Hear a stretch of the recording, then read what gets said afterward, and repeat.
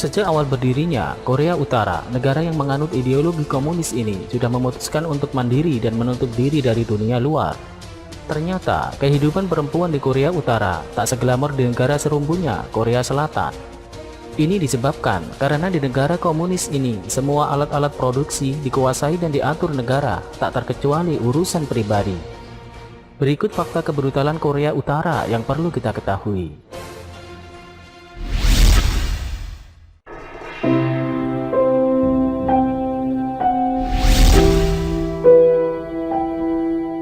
Di Korea Utara ada istilah hukuman 3 generasi yang sangat mengerikan. Di sana, jika berbuat kejahatan atau melanggar hukum, maka anak dan cucunya bakal kena hukuman yang sama.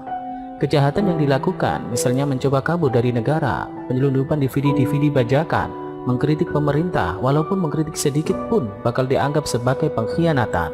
Dan biasanya lampu akan dimatikan di desa-desa dan menyerang rumah-rumah untuk memeriksa setiap DVD bajakan yang tersembunyi di DVD player.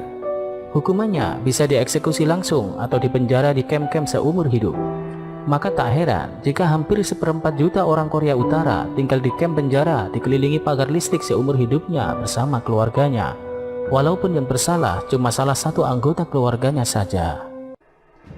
Expressing doubt about the greatness of the regime can get 3 generations of a family imprisoned or executed.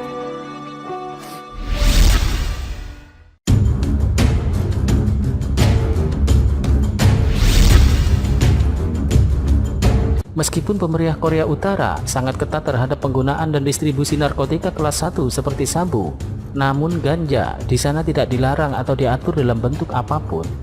Tanaman herbal tersebut bahkan tidak dikatakan sebagai narkotika.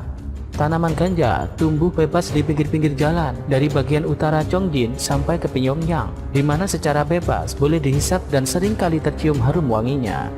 Dengan nama lokal Ip Tambae atau daun tembakau, ganja bukanlah sesuatu yang tabu. Banyak masyarakat Korea Utara yang mengetahuinya dan menghisapnya. Mereka tidak hanya menggunakan ganja untuk giting atau bersenda gurau, namun perbedaan utamanya adalah mereka lebih memilih untuk menghisap ganja dengan alasan berhemat dibanding membeli rokok yang notabene-nya lebih berbahaya. Penggunaan ganja sangat populer khususnya di kalangan masyarakat bawah. Setelah lelah bekerja seharian, mereka menghisap ganja untuk menenangkan diri dan meregangkan otot.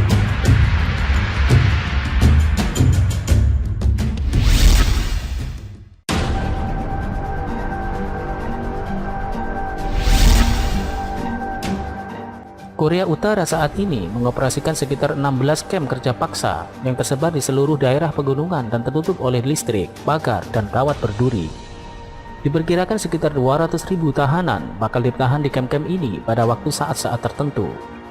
Penjara di kota ini sering dibandingkan dengan kamp-kamp kerja paksa di Rusia, di mana para narapidana ditahan dalam kondisi kerja yang brutal dan dieksekusi karena kejahatan kecil seperti mencuri beberapa biji jagung saja. Tahanan biasanya campuran dari pembelot, pengkhianat, dan mantan politisi yang bermasalah pada pemerintah.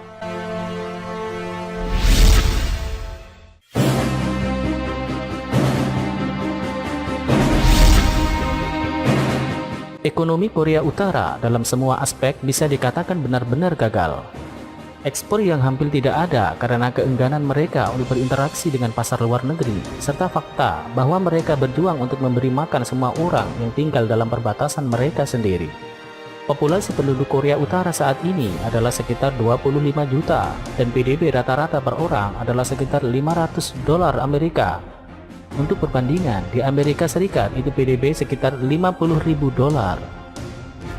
Untuk melengkapi ekonomi mereka yang kurang, Korea Utara telah dikenal melakukan berbagai kejahatan internasional. Salah satu kejahatan ini adalah penipuan asuransi global. Mereka telah menipu perusahaan asuransi barat sebesar ratusan juta dolar. Tahun 2009, ternyata bahwa pemerintah Korea Utara telah mengambil polis asuransi besar pada aset tetap, kemudian mengklaim bahwa itu telah dihancurkan.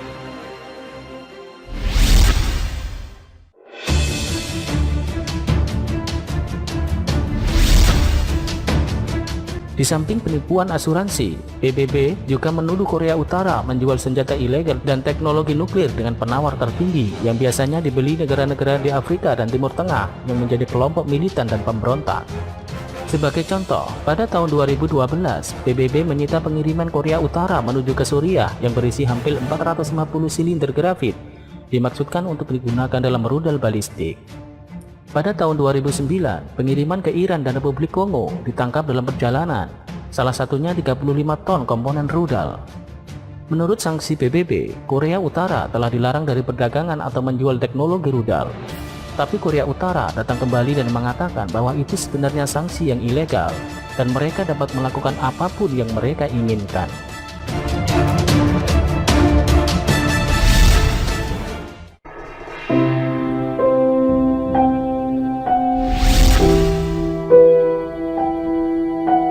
Ibu kota Korea Utara, Pyongyang, adalah kota utopia gadungan disediakan untuk elit penduduk. Penjaga bersenjata berpatroli di perbatasan untuk menjaga kelas bawah masuk, dan sebagian besar penduduk Pyongyang hidup dalam sesuatu yang mungkin mereka tidak mendapatkan cukup makanan, tetapi mereka setidaknya mendapatkan lebih banyak daripada orang lain di negara ini. Namun, bahkan 3 juta warga kelas atas tidak diberikan listrik untuk lebih dari 1 atau 2 jam sehari.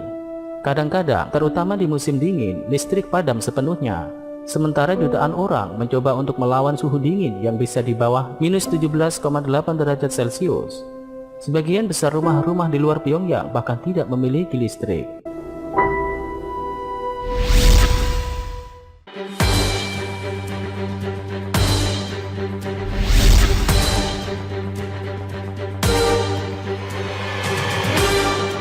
Pada tahun 1957, ketika Kim Il-sung berjuang untuk mempertahankan kontrol atas Korea Utara, ia meluncurkan investigasi besar-besaran ke dalam penduduk negara. Hasil akhir dari penyelidikan itu adalah sistem sosial benar-benar berubah yang memisahkan semua orang menjadi 3 kelas. Sebutan-sebutan ini didasarkan bukan pada orang, tetapi pada sejarah keluarga mereka. 3 kelas tersebut adalah sebagai berikut. 1. Kasta inti. Kasta inti adalah nasab keluarga yang punya sejarah kesetiaan kepada pemerintah. Sebutan ini sekarang dimiliki oleh keluarga para politisi dan orang-orang yang terkait erat dengan pemerintah. 2. Kasta netral. Tidak ada yang benar-benar diam dalam kasta ini. Memungkinkan kasta ini naik ke kasta inti atau turun sebagai musuh. Kasta ini biasanya dari kasta inti yang turun menjadi kasta netral. 3. Kasta musuh. Kasta ini adalah nasab keluarga yang punya riwayat kejahatan terhadap negara dan kepemilikan tanah. Menurut Kim Il-sung, kasta ini menimbulkan ancaman terbesar bagi pemerintah. Karena itu, kasta ini tidak boleh berpendidikan, tidak diperbolehkan untuk tinggal di dekat Pyongyang, dan dipaksa menjadi keluarga miskin.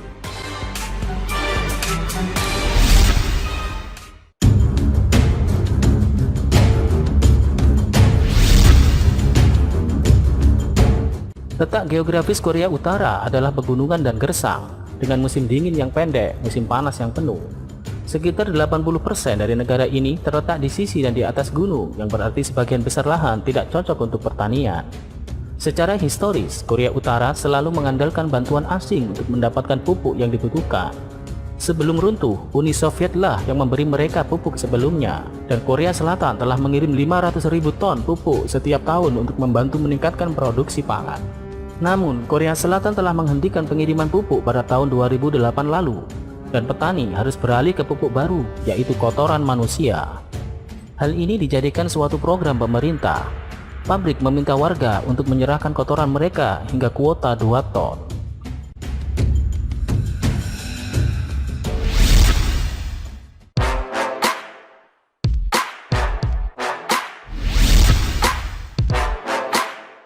Bila di Korea Selatan, kaum perempuan bisa mengekspresikan dirinya sesuka hati dengan tampilan rambut aneka gaya dan warna, maka tidak demikian dengan Korea Utara. Pemerintah Korea Utara bahkan mengeluarkan model rambut resmi untuk perempuan, banyaknya cuma 18 model rambut. Jika ada perempuan yang memakai model rambut selain yang ditentukan oleh pemerintah ini, maka dia bakal dihukum karena menentang negara. Tak cuma perempuan, laki-laki pun hanya diberikan 10 model rambut saja.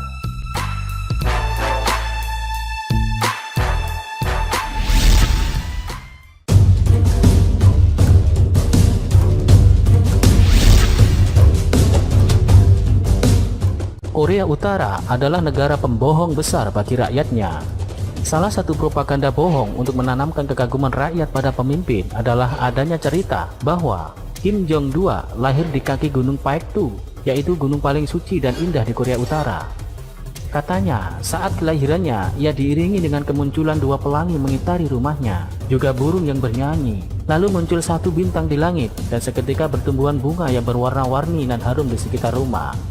Namun berdasarkan data asli, ia sebenarnya lahir di Uni Soviet 16 Februari 1942 saat orang tuanya melarikan diri dari Korea karena invasi Jepang. Bahkan Kim Jong-2 juga dikatakan bisa berjalan mulai umur 3 minggu, lalu mengajari gurunya saat sekolah dan telah menulis 1.500 buku.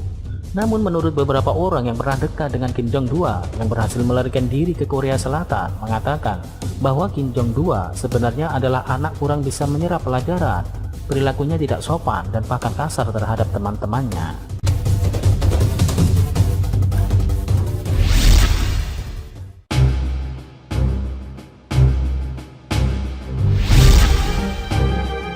Di Korea Utara, koran tersedia di setiap sudut tempat umum.